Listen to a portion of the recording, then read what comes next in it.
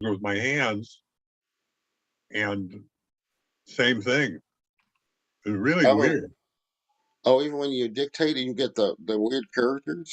Yep. Hmm. Of course, I'm not surprised because for some reason that's what I do. It's class the glitch finder, but it seems like every machine I get, there's something I managed to find that nobody's run into before.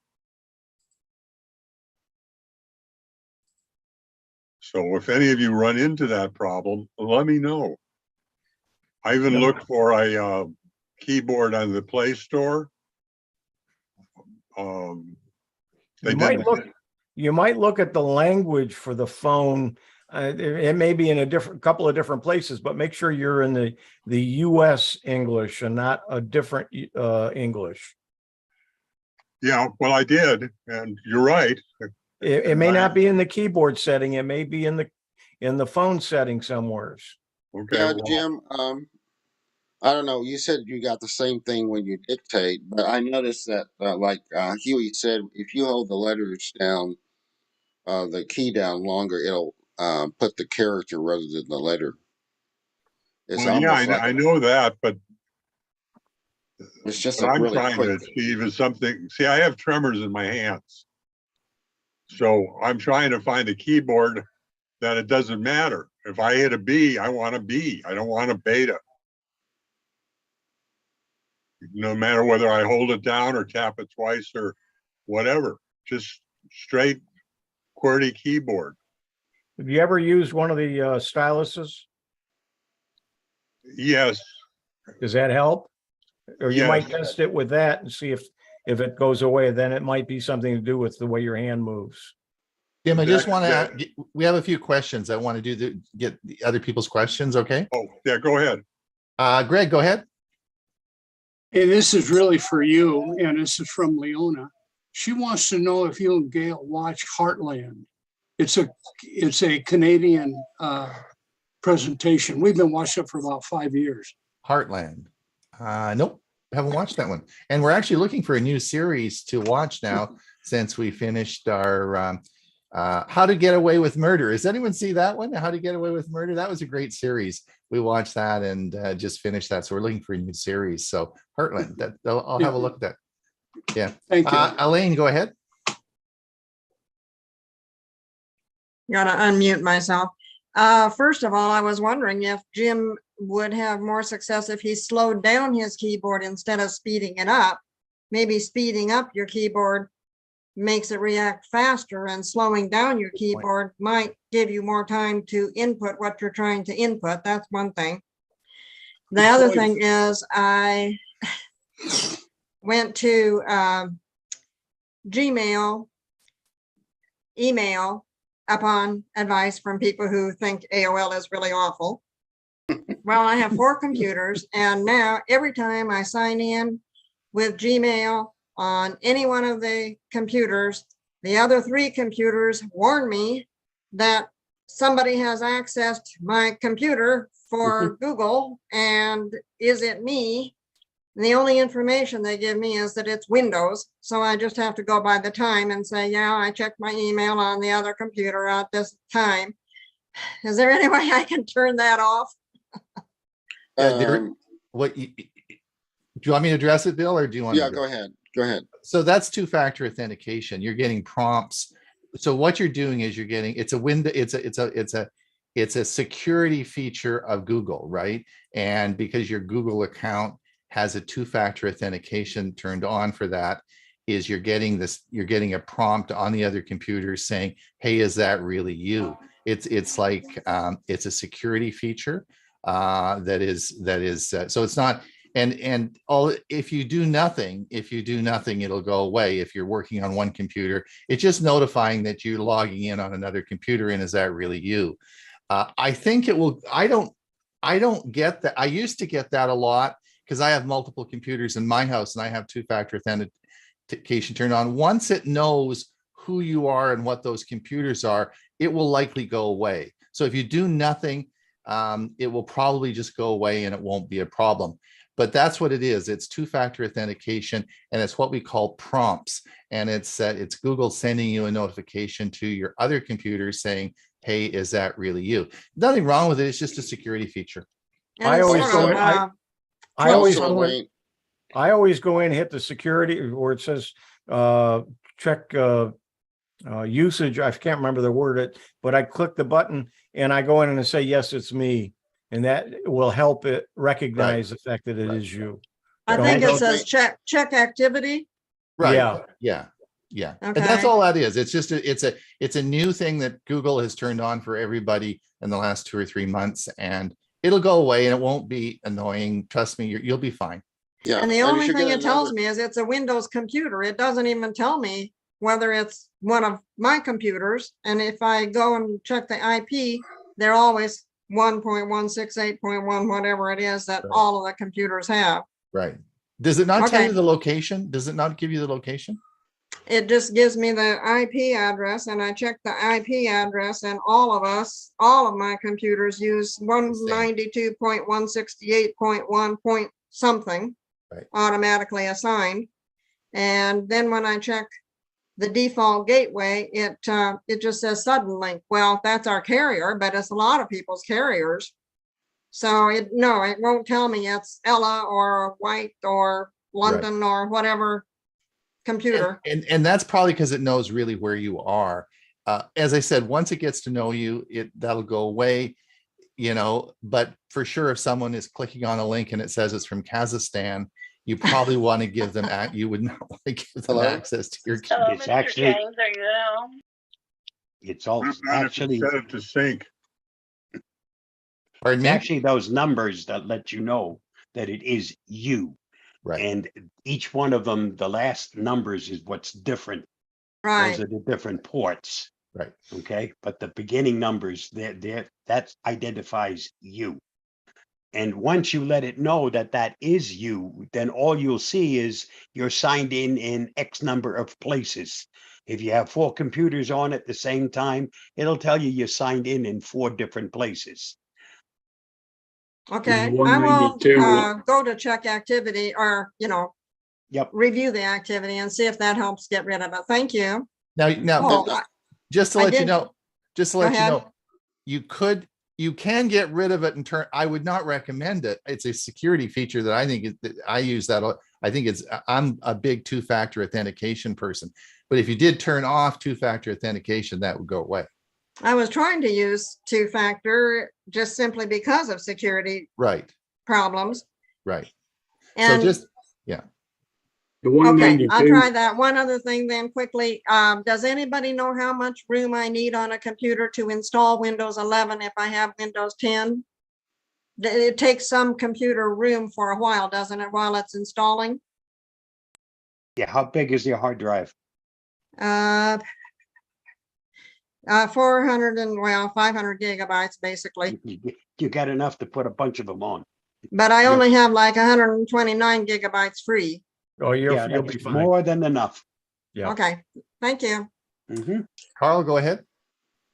Yeah, I had a similar security alert, and I think Hewie helped me out with whenever I would post something, you sign up for something and say, put it on your Google Calendar, and then I would get couple alerts into my Gmail account saying that something was done to my Google Calendar, and it's just a security thing that Google has. I know what the calendar, similar to, I guess, Elaine's having. Okay, Yeah, I get them all the time because I'm moving between machines and Yeah. devices. You would think they would when you do get an alert, I mean, if you get an email and you post something to your calendar and you do it all the time, it's annoying because you would think it would be able to figure out that it's really you, right? all right. And I get No, the this same is thing this happening. is something else, adding something to your calendar. It's when you allow something else to add something to your calendar, Right. And like an app or a different. but when you go It through is the letting you process of- know that something is happening to your account. But- Some people call it annoying. I say, thank God they're letting me know. This way, Right. if something wrong comes up, I'm well aware of it. But when you go through the process of adding it to your calendar, there's a bunch of hoops that you have to go through to approve to get into your calendar, have it added, right? So once I go through those hoops to have it added to my calendar, why do I really want to get another notification saying that, you know, someone has added something to my calendar? There's like there's another process that it's going through. It's that doesn't need to really happen because you've already done that. But anyway, that's the way it goes. Now I turn my location off. I don't allow it to know my location. Should I turn my location on? Would that help it? No, turn your location on because they want to know where you are. And that I way, don't want it'll- everybody in the world to know where I am. yeah, but where it says what machine is trying to access it, it'll tell you that it's yours or where you are. Mine will give me the area here in Bradenton. It says South Bradenton, or it may say Bay Shores or something like that. So maybe I should turn the location on, huh? Right. Try Allow it. it and see what, if it shows you more information when you get those logon notices. Okay, thank you. So if you have an IP address that says 192.168, it's always an internal off your router IP address. So if it says Kazakhstan and it's got those numbers in there, you know there's something wrong. It won't say 192.168 anything, huh? No, that's your internal address. Okay, All thank you. your computers that are connected to your router will start with those same two. Yeah, that's what I noticed. Speaking of Google, I saw an interview of an ex-Google artificial intelligence researcher, and he was fired because he was questioning where they were heading with all this, because they had a situation where he was arguing with the computer was telling him he was smarter. Well, I was listening to of course, Leo Laporte's show this morning, and it was interesting on the Saturday show. I don't know if you listened to the Saturday show, but Italy has just brought in new regulations that is going to limit access of recording IP addresses, and this is new. It's not even a European Union thing, and this is really a big deal. And this is the first time this has ever happened, and it's a big conundrum for how this is all going to work out and how they're going to resolve this issue. Because any website that collects any website that you go to that collects, even if it's got a counter on there that says you were at that website. So if I have a website and it says you go to the website and look at it, there's a counter there and says you were there, but the counter did that by confirming your IP address. Well, that actually is personal information. They're now saying that is personal information, and you can't actually hold that information on your website. So this is going to change. This is going to be interesting to see how this all gets resolved. They were talking about that on the show on Saturday's show. So it'll be interesting to see what happens as a result of that.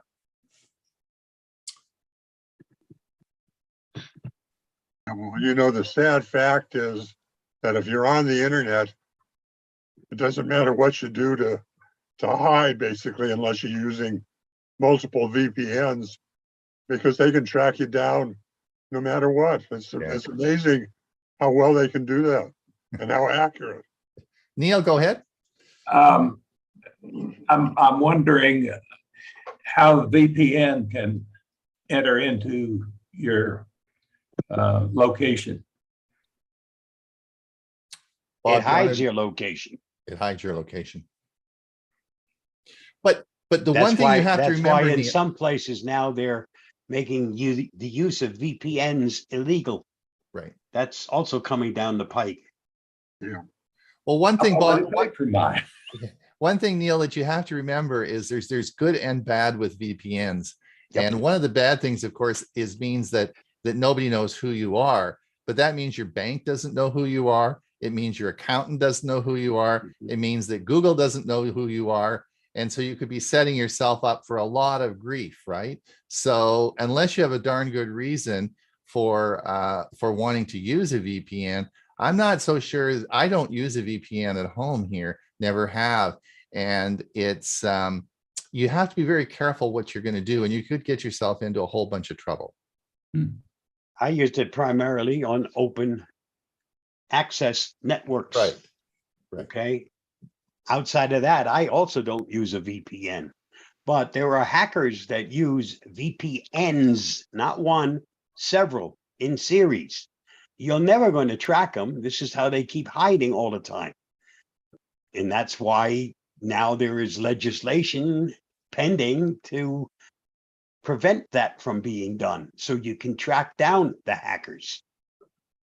None of us want to get hacked, but this is one way they get away with hiding where they are located, and you can't track them. So, but it can be, there can be some problems with it. They're useful when you're traveling. Yes. Or- Well, the other thing you have to remember, Jim, is this, is that life has changed a lot in the last 5 years, and the availability of cellular data, in other words, connecting to your system through your cellular connection, is really now the standard. I mean, most people have big cellular data plans. That's not such a big deal as it was 5 years ago. And that's all encrypted. It's totally secure and completely encrypted on the cellular data. I mean, we see less. I don't know anyone really who goes out, and maybe there are still people that use public Wi-Fi and try and use it. But I mean, it just isn't as big a deal as it was 5 years ago. Well, I do, because I don't have a data plan. Yeah, I mean, that's more uncommon now than it was 5 years ago. I mean, it's just that it's so much cheaper not to have a data plan. Well, that's not entirely true. It depends on, most of the cell phone plans that, are offered now include pretty robust data plans. They're incorporated in there. I do understand you can get the low El Cheapo sort of really bare bones one, but that's getting less and less common now as we move forward. 5 years ago, yes, data plans were limited, expensive, and but that's all. But it's still got to pay about $70 or $80 or more a month for a data plan. No, Lots cheaper than that, Murray. They're lots cheaper. Oh, okay. You got to review it. You got to look at the current rates. Well, I guess there is one from Shaw now that's $25 a month. Yeah. So there are a lot. That's a lot. That's still a lot. That's still nearly $300 a year compared to free, which is what I've got now. Right.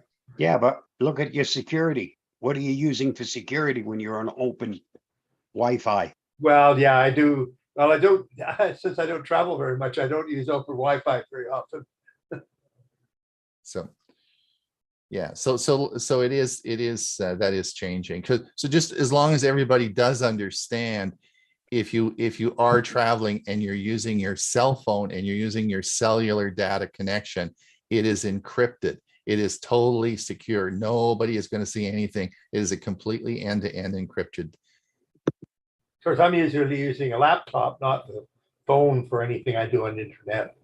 Right. Well, if you connected through your Well, you're laptop, making a hotspot, I guess. yeah, if you connected, then that would also. But hotspot is usually an extra cost as well. Right. But if you're using your cell phone, that's also your network. You control it. You have a password for it. So nobody else is going to get into it. That's the same as your network at home. Yeah. Murray, do you travel with your phone? I mean, when you go out and about? Who, me? Yes. Well, yeah, I do have the phone, but I don't use it that much for anything but practically as a GPS. Although I do use it to look up phone numbers or something like that sometimes. So you wouldn't need it for emergency calls? Yeah, I use it for emergency calls, but that doesn't need a data plan. But if you're on Wi-Fi, you won't be. They can't find you. No. But oh, I see. Well, it's pretty. The GPS on it's pretty good.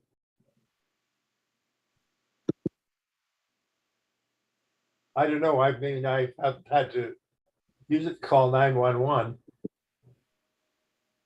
Murray, I want to get Steve's question in before we start the show. Steve, go ahead. yeah, I've got a question mainly for Mike Ungerman. With the Proton Mail, if you got a Proton Mail account and the person you want to send the email to doesn't.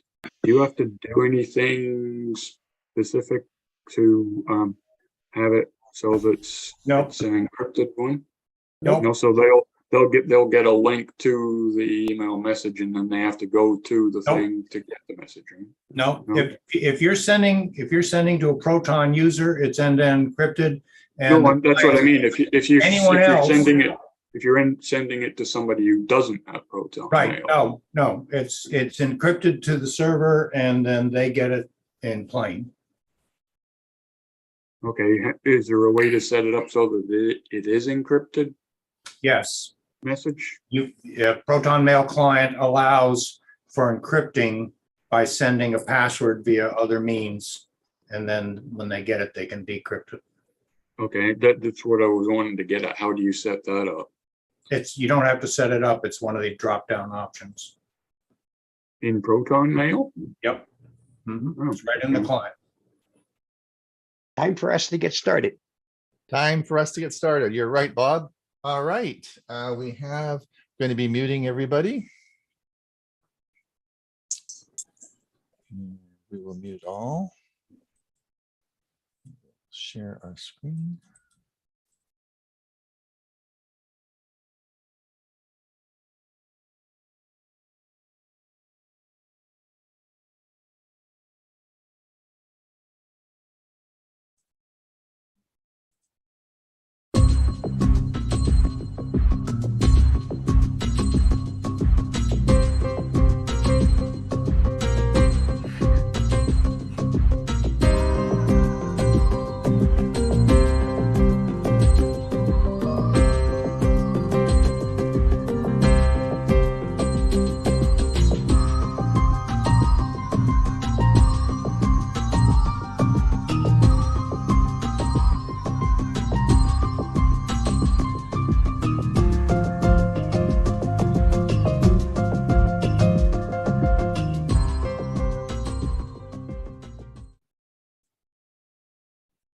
Good morning, everyone.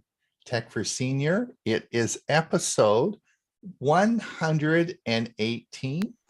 It is June the 27th, soon to be next weekend, the long weekend. Yay! But hold on. We're seniors. Doesn't really matter, eh? Every weekend is a long weekend. So I guess I said to Hewie, we look at this each year and we go back and we look at the July 1st weekend and we still have lots of people coming to the show. So it's we'll be here next week, even though it will be a long weekend, but we're not going. I don't think anybody here's going anywhere. We've got Ray out camping in his motorhome this week. So I'll be doing his outro, the music outro. But so Ray, if you're listening, I don't know, did Ray log in? Is he here? He said he might try to Not get yet. Did he come in? Not yet. Not yet. Eh? He said he might come in and say hello. If he does come in, let me know and he can say hello. Anyway, he's out camping this week. But other than that, we're all here. So welcome to Tech for Senior. This, of course, is this is a 1 hour show. We're starting now, and then this will be followed by our question and answer, and then our premiere service. I put a link in the show notes or in the chat for the premiere service. And today, for the premiere service, Dewey, who tells me next week is his 88th birthday. So that's great, but he's not going to be here next week. So if we wanted to wish him a happy 88th birthday, I'm sure all of us would want to wish Dewey a happy 88th birthday. Well done, Dewey. Well done. And he is actually going to be talking about today in our premiere service, TV streaming services part 1. I'm going to be talking about how to get free music. You want to watch that one? Free is good. And Hewie's going to talk about Facebook tips part 2. He did such a good job last week. We're going to get you up talking about part 2 again this week. So all on our premiere service that is half past the hour. And you can watch that, of course, on our YouTube channel.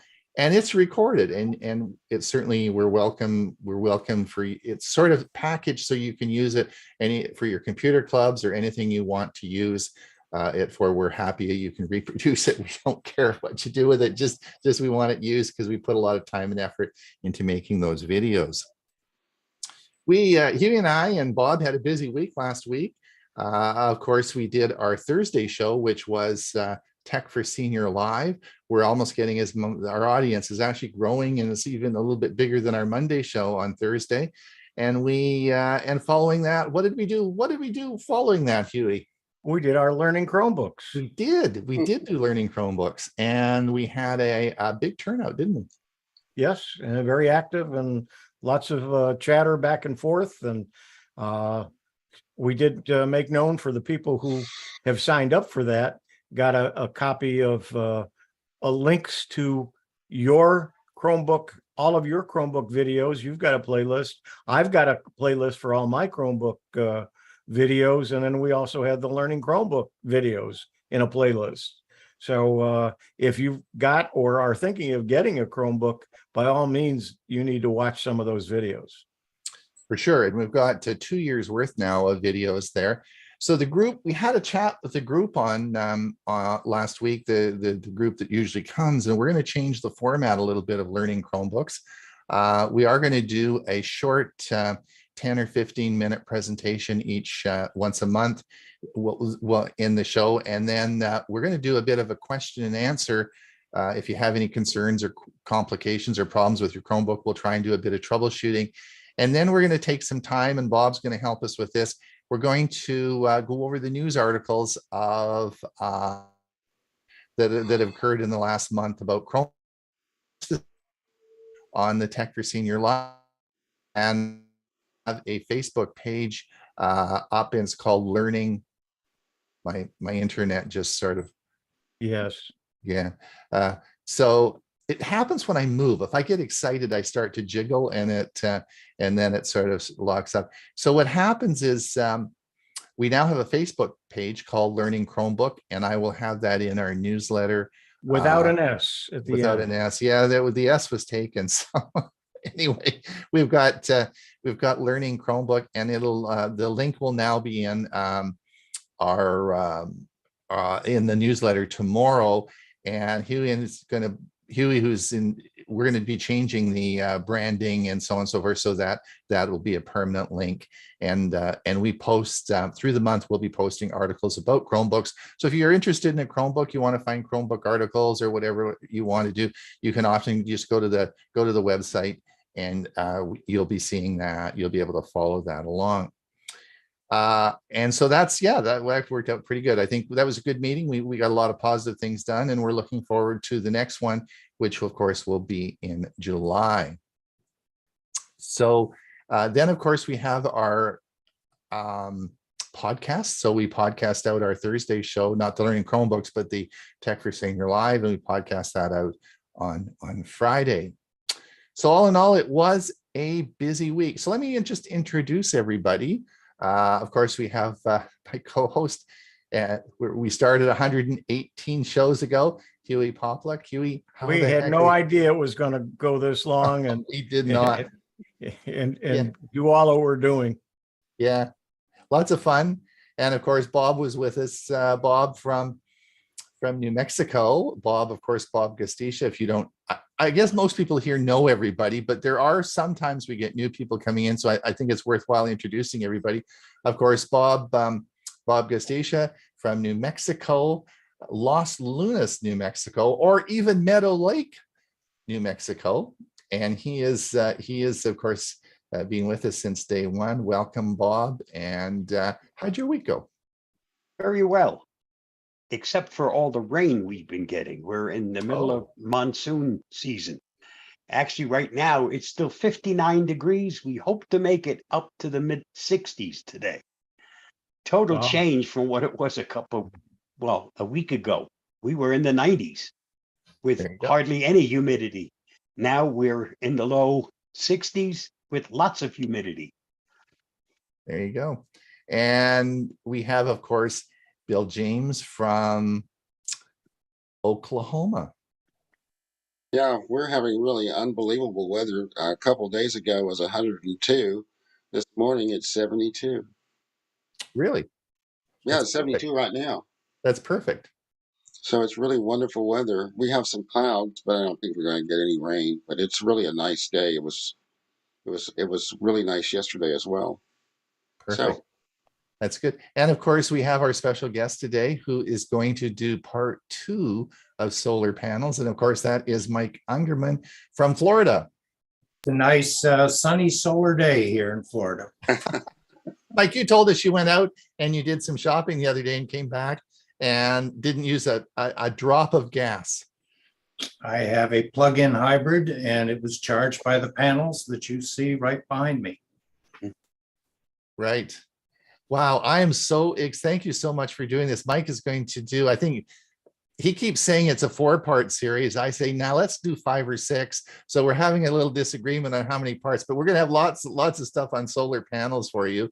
And I am so excited about this. So please watch we'll be showing you part 2 today. And thanks for doing it, Mike. It's pretty cool.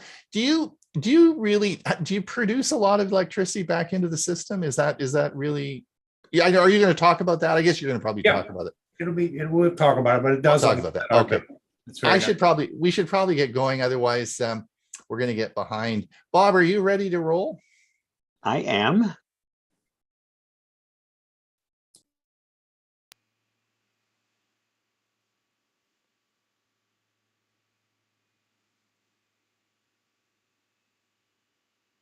Here is the Avast Security News Roundup for the week ending June 24th, 2022. If you find this video helpful, don't forget to like, share, subscribe, and get involved. T-Mobile is being shady with your app downloads and browsing history.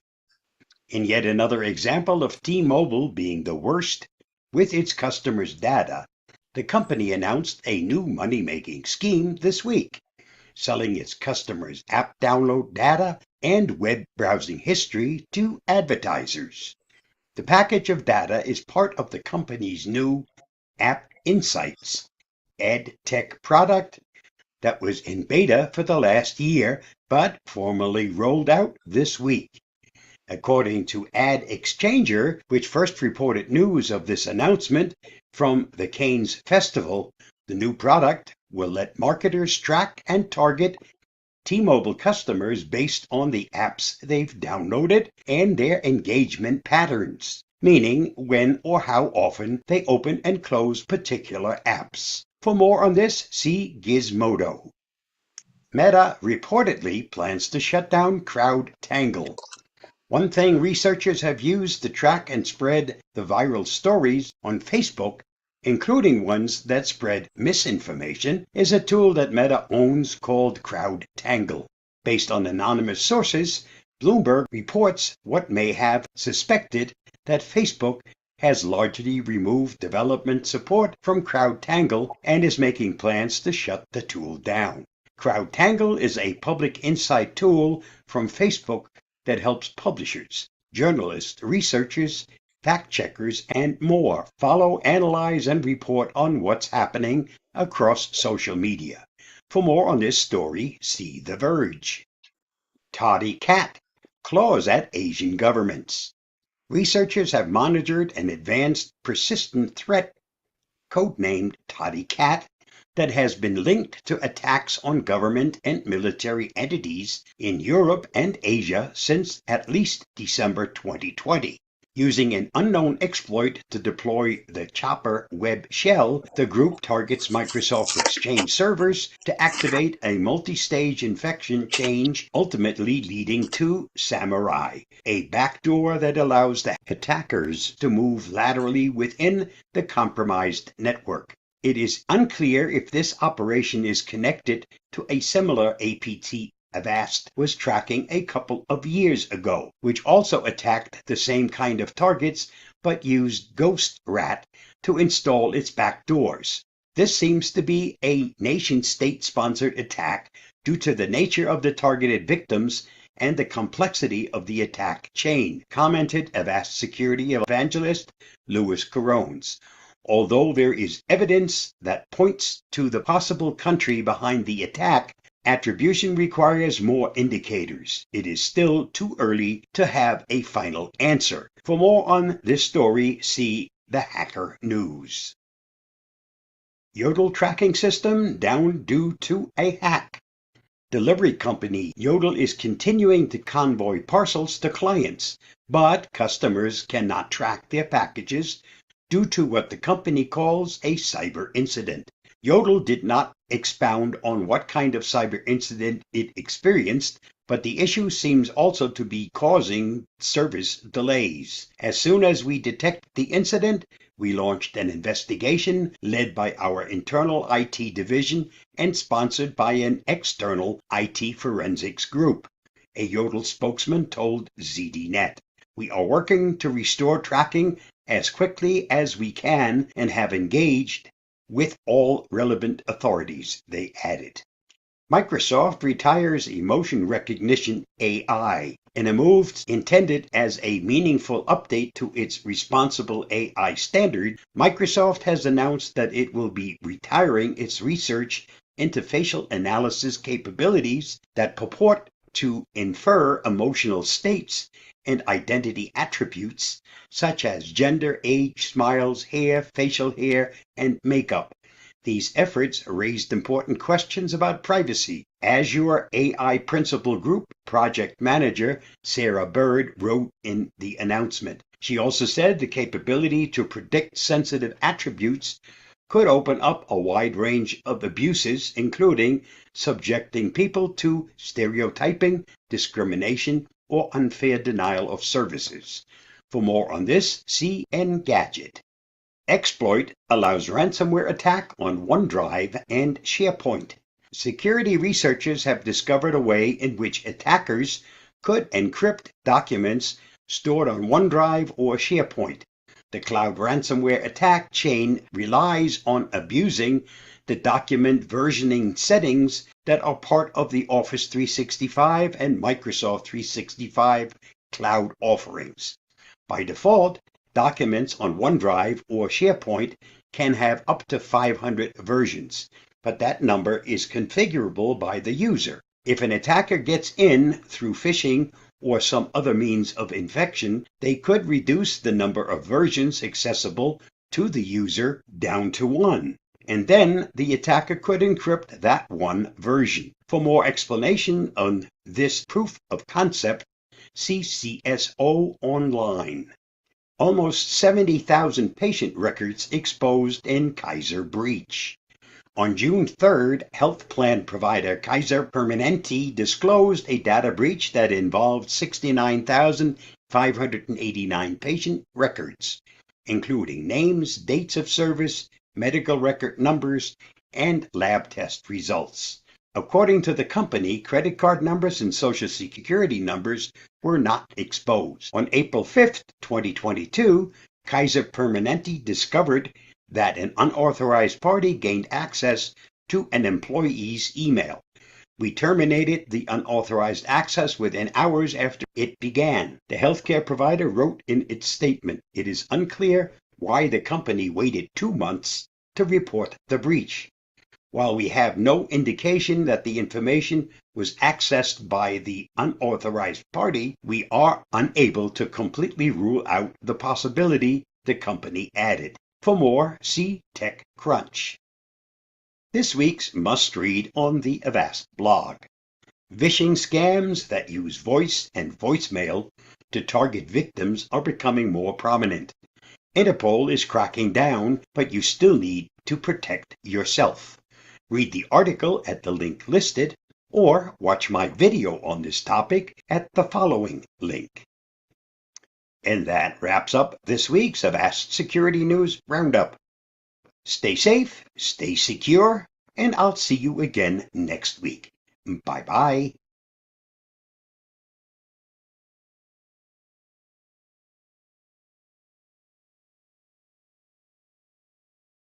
Microsoft's new cybersecurity tool. What is it? Microsoft Defender, a year-old cybersecurity tool for business, is now available to the general public. It offers advanced phishing and malware protection on Windows, Mac OS, Android, and iOS devices. And more importantly, it lets an adult view their family member's security status through a simple dashboard. As explained by Microsoft, the new Defender tool isn't a replacement for existing antivirus software, such as the Windows Security app or whatever else you happen to be using for your protection right now. It's a supplemental tool that lets you rein in security across several devices, allowing you to detect vulnerabilities and malicious activity through a simple interface. If you find this video helpful, don't forget to like, share, subscribe, and get involved. The new Microsoft Defender app can also scan links for phishing, which may be useful if you have family members who aren't so great at web security. The problem, of course, is that this app requires a Microsoft 365 subscription. You need a Microsoft 365 membership to use Microsoft Defender. Microsoft 365 subscribers can get started right now. Microsoft Defender is available for download with a Microsoft 365 personal or family subscription. The product is available for the following platforms: Windows, Android, iOS, and Mac operating system. Get your downloads directly from Microsoft by following the link listed. As explained by Microsoft, the new Defender tool isn't a replacement for your existing antivirus. For me, that protection has come from Avast since 2003. If you already have a Microsoft 365 membership or are thinking about purchasing a membership, this may offer you some additional protection at no additional cost. Stay safe, stay secure. I'll see you again soon. Bye-bye. Thanks, Bob. That certainly cleared up the a little bit of confusion about that. Right. Yeah. So that's good. That explains Yeah, it. because very many clearly. people thought that this was a full-blown antivirus. Right. It is not. Right. It Right. adds to your protection. Yes, for sure. All right. Now, what I asked, of course, you all probably are waiting for the newsletter that's going to come out tomorrow, of course, because Bill James will have a new gadget for us. So last week he recommended a particular gadget, and I said, well, that's cool. He got it, and I said, let's see how it works. And he's going to show us. Bill, you probably have to unmute yourself there. And he's going to just show us how it works. This is sort of cool. Do you want to just show it? This is the Open It that I talked about last week in the newsletter, and I thought it was pretty cool. I usually use a pair of cookie shears or something to open boxes and packages, particularly when you have something like this, a plastic container that you have to use your scissors or a screwdriver, whatever, that you can get into this packaging. But with this little device, it's made in such a way that it's offset. So it's just a matter of just taking it here and just cutting through. And it's so much easier than using the scissors that I normally use. So I've really been quite pleased. It was $13 plus shipping.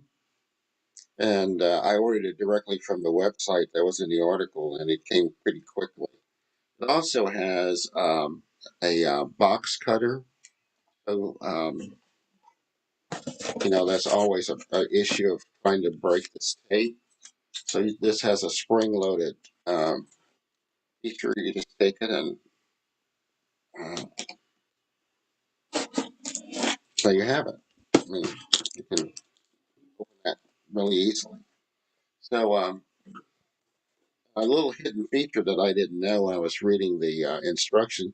A little bottle opener here, so it's kind of a Wow, multi. you can have a beer with it while you're opening it. Yeah, you can have a beer while you open it. Yeah. And for safety reasons, when you get yours, the box cutter has this cover that fits over it. Now, Hewie has an older model that's by the same company. This is kind of an updated version of it, but it's a pretty handy deal. And you can also use it to, you will go to the floors. You know, they always suggest that when you buy your cut flowers that you trim off a little bit of the bottom. And I use either a kitchen knife or scissors to do that. But with this, I can snip those off really easily. So I'm kind of excited about this. It was a interesting little gadget, and then when it's not in use, you just take this and fold it back, and there's a little safety lever that you can, and so then it becomes like this. Bill, if you had arthritis or you had mobility issues, that probably would be pretty easy. Like the mechanical advantage is pretty good on that, right? Yeah, it's not. There's not a lot of resistance to this at all. So it's pretty easy to Easy to use, yeah. yeah. So that'd be a good I one. think it fits more comfortably to your hand than scissors do. I'm always pinching my fingers in the scissors things. I've done that a lot, but on this, I mean, that's kind of difficult to do actually. Oh, there you go. I think Huey's had his for many years. Huey's got the older version, right? Yeah, but the blade portion is just the same. They just kind of did a little bit different with Bigger, the hand. it's a bigger, yeah. Yeah. That's good. All right. Well, if anyone's got any questions, that's great. You're not going to give us a clue what tomorrow's gadget's going to be. Are you going to keep it a secret? I'm going to keep it a secret. I have as much fun with that as you do. Okay. All right. Well, stay tuned for tomorrow's newsletter. And one little nice thing I thought that the company it's Zybra, and when they sent it, they a little note here and said, William, take care and enjoy. I thought that was really nice. The There you go. Nice company. I should point out to people, I mentioned this earlier, is that if you do order an item on Amazon, you can request that it comes in frustration-free packaging, and it'll come without any plastic wrap. So that is an option on your Amazon purchases. All right, let's get going because Mike is going to talk to us now about solar panels. Let's get going on that. I'm going to share the video, and let's see what Mike has to say. Solar energy. This is part 2.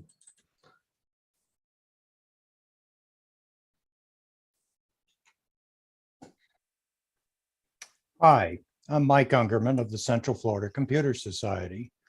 In part 1 of this series, we looked at the basics of what constitutes a solar voltaic system: solar panels, inverters, potentially batteries for storage. In this second presentation, we'll look at the first steps to research what may be required to reduce your home's energy dependence and how that may affect your future solar PV design. This is a slide from the first presentation. It's worth spending a little time going over what save money actually entails. Saving money on our monthly electric bill is likely to be a major motivator, but keep in mind that acquiring a solar PV system is also expensive. So an analysis of how you might reduce your current energy usage in your home can offset the overall cost of acquiring a future solar PV system for your home.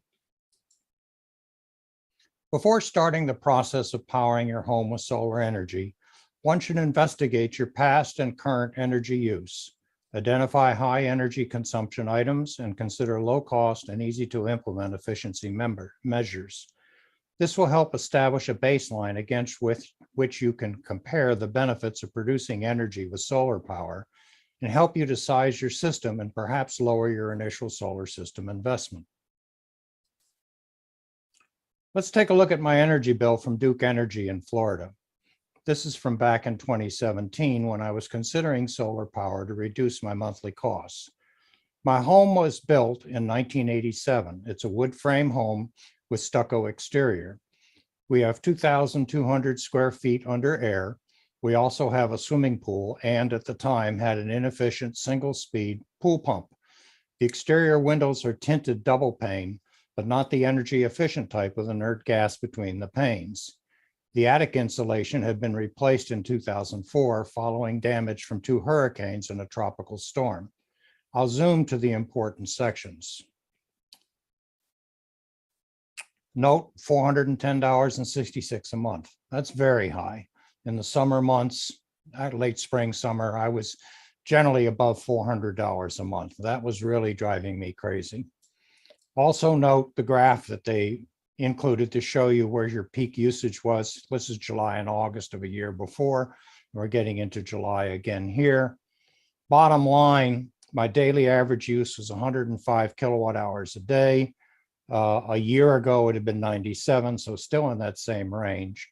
And my monthly average electric cost was $13.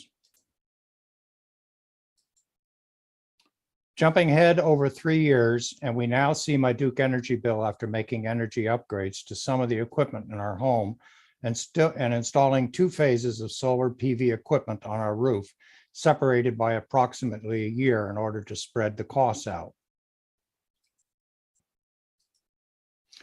The most significant section shows the reduction of the daily electrical usage and the reduction of the average daily cost from $13 a day in the previous slide to $3.94 a day after all the improvements. Note the almost over $300 a month difference in my bill and my total costs. We still pretty much have the same profile, but a much lower kilowatt hour usage. And you can see that after solar installation, I'm generally running a lot less than I did in the prior year. Now my daily average use is 32 kilowatt hours per day. 1 year ago it was 55, and my monthly daily average electric cost is now only $3.94 a day. A home energy assessment or home energy audit can help you understand how much energy your home uses and where your home is inefficient and where you should prioritize to improve the comfort and efficiency of your home.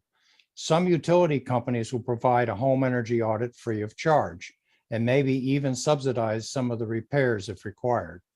This short video is a good overview of what is involved in a home energy assessment. In any season, a leaky home costs money. How do you stop it? It starts with a comprehensive home energy checkup.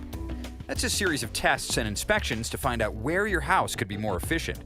The end goal is to save energy, save money, and make your house more comfortable. Installing energy-efficient lighting and appliances will help.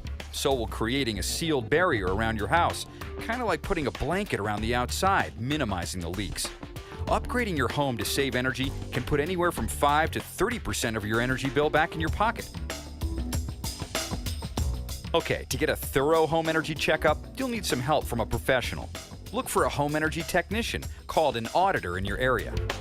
Now, in this cold weather evaluation, the auditor starts on the outside, looking for problems around walls, joints, and under the eaves. If there's not a tight fit, you're losing energy and money. Next, the technician might head up to your attic to check for leaks on the top of your home barrier. That trap door could be a culprit, letting cold air pass into the house. A big part of the checkup is determining how well the insulation insulates. Insulation should be correctly installed in between all areas of the house frame. That means it needs to be evenly applied and not just jammed into spaces. And of course, if the insulation has fallen down, it's not working. Your energy auditor will inspect the holes where electrical lines pass through. If they're not sealed, they're leaking. Then it's down to the basement. Your furnace and water heater could be wasting energy. The auditor will check to see how energy efficient the furnace is. Furnaces generally lose efficiency as they get older, and it could cost you more to keep yours running than to replace it with a new one. Maybe all you need is a new filter. Some people haven't changed their filter for months, even years. That gunk clogging the filter means your furnace has to work harder to heat your home. If the water heater is several years old, it may not be efficient. And if it isn't insulated, it's also losing energy. Now it's on to the ductwork. The technician will inspect connections to make sure they make a tight fit. They have to be sealed to keep the warm air going where it's supposed to go. If the screwdriver can go in the hole, it means one thing for sure: money is going out. Now for the blower door test. The energy auditor will close all the windows and doors and anything else that lets outside air in. This special fan will depressurize the home. The idea is to suck air out of the house, allowing outside air to rush into the home through all those openings you didn't know about. Okay, so with the windows and doors closed and the fan running, leaks are easy to spot with an infrared camera. In winter, the auditor will scan the interior of the home looking for cold air rushing in. Here, the darker the color, the worse it is. These black spots mean one big air leak. It's an eye-opening experience. For this house, the recessed lighting fixtures are big problems. The auditor will also take a look at the kinds of light bulbs in those fixtures. If they're incandescents, they're using a lot of energy. Warm, compact fluorescents are an energy-saving alternative. So, the home energy assessment reveals ways that energy escapes your home, costing you money. The good news is, you'll have a comprehensive home energy report showing which efficiency upgrades are right for you and where to stop those pesky leaks.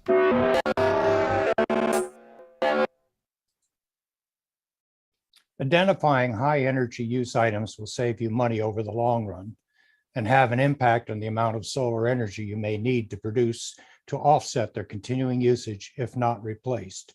To assist you in this process, acquiring power monitoring equipment can help to isolate your high power usage items. This can be as simple as an inexpensive watt meter or as extensive as a system like the Sense power monitoring system that installs in your power utility panel. Once you've identified your high energy users, replacing some of them with Energy Star appliances will also save you money on your utility bill and may qualify for federal tax and utility incentives. I could do a whole presentation on this subject and may do so as a follow-up when we finish looking at obtaining a solar PV system. So knowledge truly is power, and no exception to how you should approach the planning for an expensive acquisition like solar PV for your home. Research your energy usage in the past, identify what can be improved in your home to reduce its energy requirements, and get professional assistance if required.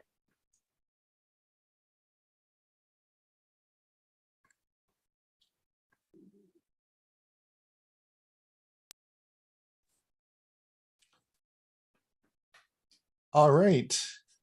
Hewie, I think you're up. I am. Thank you, Mike. That was great. Probably be some questions in the Q&A. So we'll wait and see. Okay.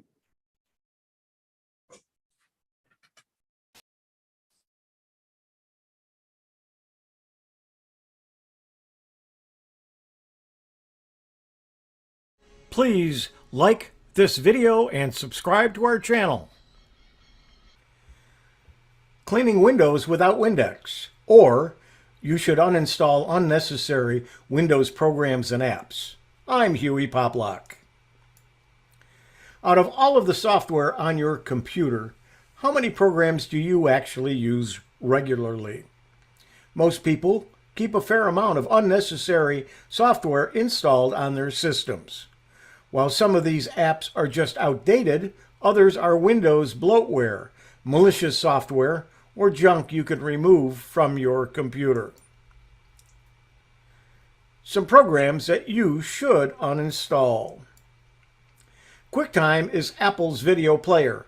While it's still a current program on Mac OS, the company hasn't supported the Windows version since 2016. Adobe Flash Player is no longer supported as of January 2021. Though it's blocked in all modern browsers now, you should still uninstall local copies of Flash. This will keep you safe from any future security issues since Adobe isn't updating it anymore. A similar runtime plugin, Adobe Shockwave Player, was discontinued in 2019. The company no longer offers it for download, and you're extremely unlikely to find a website that needs it. You should thus remove both Shockwave Player and Flash Player. They're both relics of an era gone by and unnecessary today. Java is another media runtime, and it includes two components, Java on the desktop and the Java plugin for browsers, which is notorious for having security problems. Though it was once fairly common, very few websites use it today. Currently, under 0.2% of websites use Java. Now, we're not talking about JavaScript. This is Java. Modern versions of Chrome and Firefox don't support it, which means that Java is less of a security problem than it once was. Unless you're an Android developer or use some specialized software that relies on Java, you should uninstall it. You'll probably never notice a difference.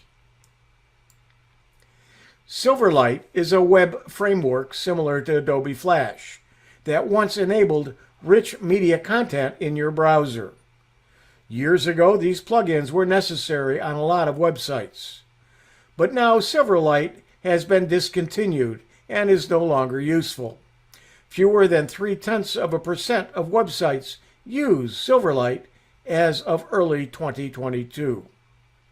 Modern browsers don't even work with Silverlight. Chrome and Firefox haven't supported it for years. While toolbars were once a far more prevalent problem, modern versions of Chrome and other browsers have thankfully fought back and most eradicated them. However, spam extensions are still in the wild. Users would clutter their browsers with all kinds of toolbars, as you can see on the screen. The purpose of Coupon Printer for Windows is to provide access to deals from coupons.com.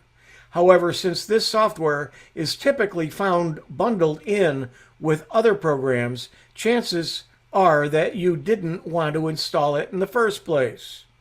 If you're a diehard coupons.com user, you can leave this one installed so you can access its discounts. Everyone else should uninstall this program and use another coupon site that doesn't require installing anything. Not all versions of the program are safe. Coupon Printer is installed by the users, whether it is done knowingly or not. Often, this type of program is offered through advertisements or bundled with other software, leaving the user puzzled where this software came from.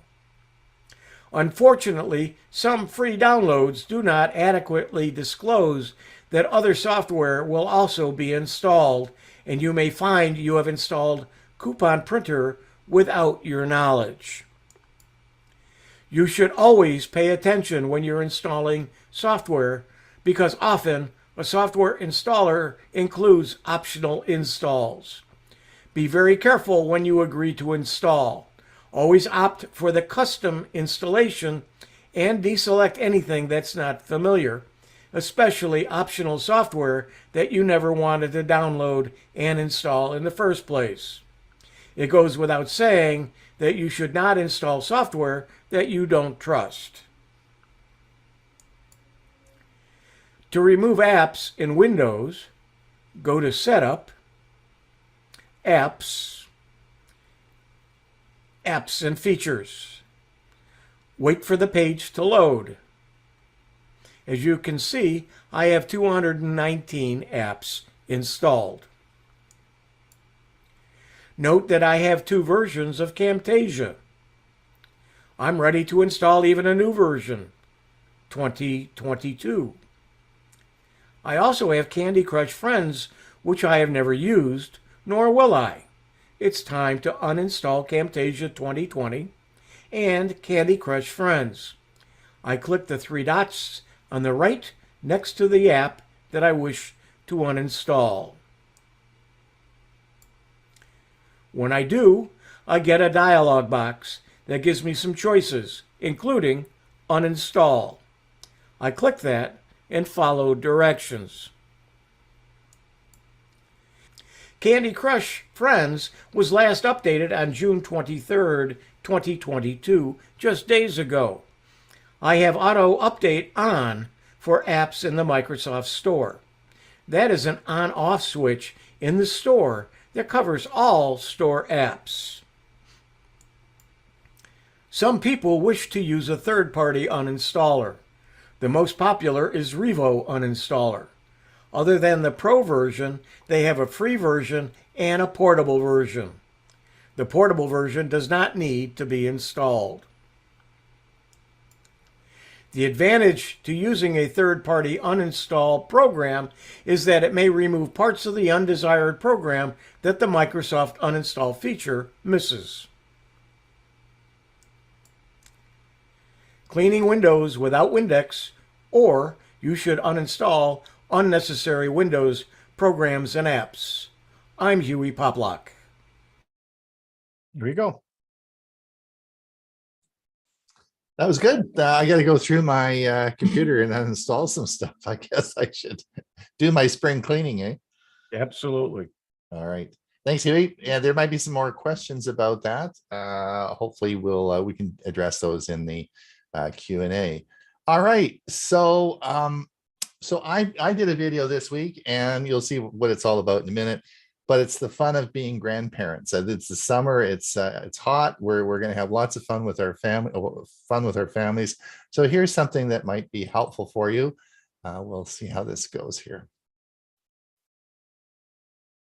It's the summer. The grandkids are coming, or in some cases, the great grandkids are coming, and we get to spoil them. Isn't it fun being grandparents?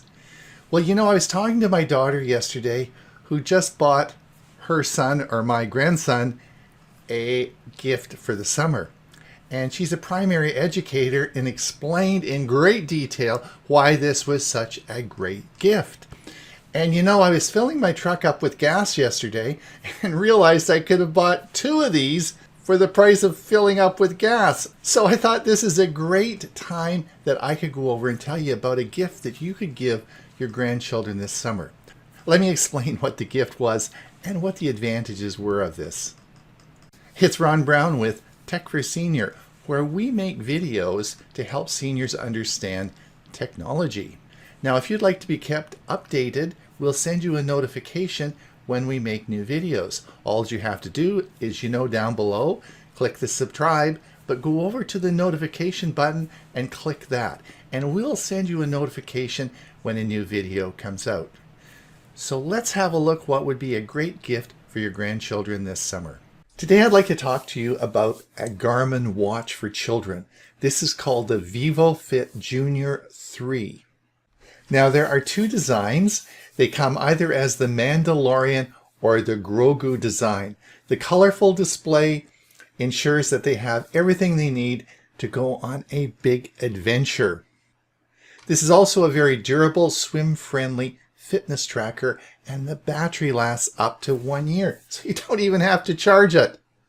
The band adjusts to even the smallest wrists, so it should be very comfortable. Activity unlocks adventure. With you as their helper, your child will escape Darth Vader with R2-D2 and Q-SPO, help Han Solo and Chewie, fight the Empire, and even take on the First Order with Rey and BB-8. Tap Challenge Game. Not only does 60 minutes of daily activity unlock adventure, but the more active minutes kids log, the more chances they'll get to play the heart-pounding Tap Challenge Game. Collectible credits. Meeting their daily goals also rewards your child with credits. They can use credits to reveal space battles on the adventure map. Fitness cards. With Bando as their coach, your kids will learn basic exercise moves from new fitness training cards, including jumping jacks, downward dog, mountain climbers, and more. Timed activity. Timed activities. Timed activities let kids track their steps and estimated distance during playtime at the park, soccer, and much more. View saved activities later in the Garmin Junior Smart app, which we'll talk about in just a minute. Character watch faces. Allow kids to personalize their fitness trackers with 20 different face options, including Star Wars and Mandalorian series characters. Ice widget in case of emergency. It never hurts to be prepared. Input your child's emergency contact information into the Ice widget so it can be quickly accessed if needed. Monitor activity. With the Garmin Junior app, parents can view activity responsibilities, sleep, chore data, and more after syncing with their compatible devices. Chores and rewards. Assign tasks and chores from the app and designate a reward virtual coin value.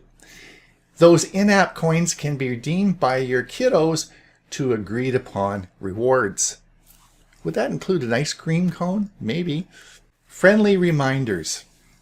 When you assign chores and schedule alerts, your kids' tracker will let you know with an icon that shows what needs to be done. That can be set up to recur weekly or even daily. Cleaning your room. That just might be on that list. Step challenges. With toe-to-toe step challenges, kids can sync with nearby friends to compete in timed and stepped competition. Parents can get on the fun too with a toe-to-toe app and their compatible Garmin wearable. All right, now I'm not sure that grandparents are going to try to outdo a 5-year-old. This may not be something that we're quite up to yet. Stay active together. Link up with your kids' friends on the Garmin Connect smartphone app and connect with other families in the Garmin Junior world. Interact with them and compete multi-family on a weekly challenge.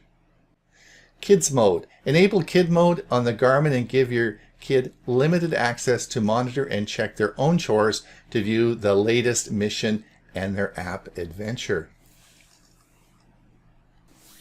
Well, that was the Garmin VivoFit Junior 3 fitness tracker for kids.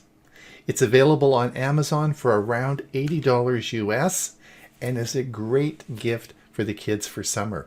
It comes with both the iOS and Android app, which the parents would run on their phone. This watch is really made for a preteen child. My grandson's age is 5. So it's great because it would be paired and run off the parent's phone. Think about it. It's a great gift for the summer. Enjoy your grandchildren or great-grandchildren. It's Ron Brown with Tech for Senior. Remember to like and subscribe, and if you want to be notified about future videos, click the notification button. Till we see you again, have a great day and enjoy your summer. All right. We are going to be, for those of you over on YouTube, thank you for coming. We'll be stopping our YouTube feed now. If you want to come over, we still have lots of room in our show. If you want to pop over and participate in the Q&A, just come over to our Zoom meeting and we'll be happy to do that.